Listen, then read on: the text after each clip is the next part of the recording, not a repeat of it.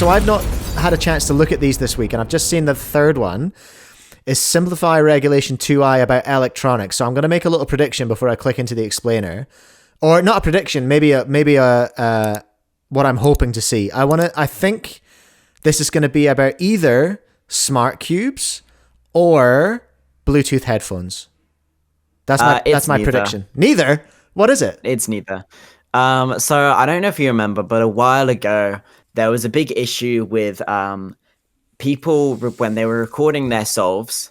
They would use like their front-facing camera, and they'd be solving like this, and they'd have this screen in the background, right? Oh yeah. And that's not allowed. You're not allowed to be looking at your screen and have that behind you. You have to use this camera here. Yes. And what would happen is people would do that by accident, and they'd do it for a whole comp, and then a delegate finally caught them, and the regulations say you have to DNF all those solves.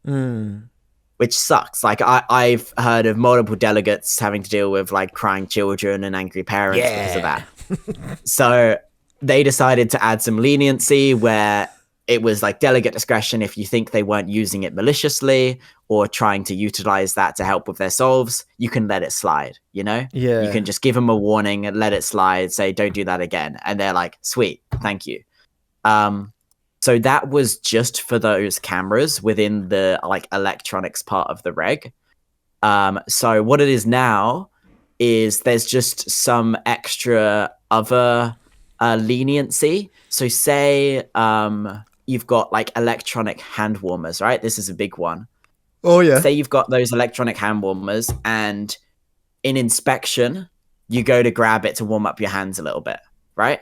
Because it's electronic with current regs, that would be like an instant DNF, right? What? So they'd equate that to you messing with your phone during inspection? Exactly. Like according to the regulations, that's the same thing, right? So they're just allowing more leniency. So yeah, use a device and associated examples. What's all this? Yeah, I think it's just there's it's a bit more relaxed, you know? Yeah, okay. If the delegate doesn't think they gained an advantage from it, like they didn't pull up an algorithm on their phone to remember like a CLL case for 2x2 or something. I mean, sure, you'd like to think a judge would be able to discern that, you know? You'd like to but yeah, no, I don't have an issue with this one. Again, yeah, it's a much more simple one, but it's one I've been pushing for a while because it's almost like the WCA were being objectively anti-sustainable by pushing people to use like disposable hand warmers. Because if you watch, say, like Max Park's solves, he loves having his hand warmers and saying, "I'm ready." And then as he goes to pick up the cube, he drops his hand warmers and picks up the cube. Yeah. If he did that with electric hand warmers at the moment, that would be a DNF. Yeah, that's so silly. The moment inspection starts, it's like that's when your solve starts. And if you're interacting with electronics during your solve, that's a DNF. Yeah. Interesting. Yeah, so I always thought that was kind of funny that WCA were being like anti-environment, anti-sustainability and all of that just by being so harsh against that kind of stuff. So it's a very simple thing, but it's good. And I'm just going to put a hypothetical out then. Given what's going on with the clock podium, if Max had used electronic hand warmers at Worlds, they would have had to make the same decision. Yeah, if they watched back a solve and saw he touched an electronic hand warmer during inspection, and then he'd get it DNF'd. There was an incident, maybe like 5 years ago now, for a 6x6 world record of Max, where he had his GoPro right in front of him, and there was a bit of debate in the community at the moment about people need to put the GoPro to the side so you can see more sides of the cube. And maybe that was playing in his head, and he realized the GoPro was right in front of him. So during inspection, he grabbed it and moved it to the right. And that counted as interacting with electronics, and he got that DNF'd and lost a world record because of it. That's tough. I'd never heard of that. Yeah. I'd never heard of that. Like another 6 one years ago, did you say? Yeah, I think it was pre-COVID. Oof. another big one is like your phone is sat on the solving station face up, and maybe you see a notification or something. So you like in inspection, you flip it over. That would be a DNF. Yeah. Okay. And I think, well, this is good. I'm not sure if that is explicitly allowed, like leniency is allowed with that. I think mostly this is for electronic hand warmers. Yeah, that makes sense.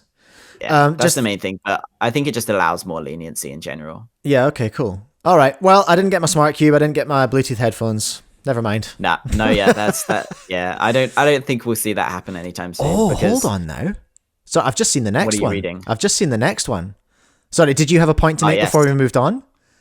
Yeah, I was just gonna say I don't think we're gonna see like headphones being allowed, because if you just look in other sports, you know, like tennis, they're not allowed to have earphones. They're not allowed to listen to music. They're not allowed to interact with their phone for the entire match. You know, wow. I think if anything, we're gonna go to allowing less stuff. Like you're not allowed your phone when you're competing. You know, I think that's more the direction we'd go. I don't see us ever allowing people with listening to music mid-solve, because I don't think it's a good look. You know, imagine you're watching a quote unquote professional sport, and you're seeing an old mate like doing a 5x5 solve, jamming a tunes with his massive headphones. You know what though? I'm gonna counteract that, and I will say, look at competitive professional snowboarding and skiing in the Olympics, and so they wear headphones in their run. You see them at the start. They have the song.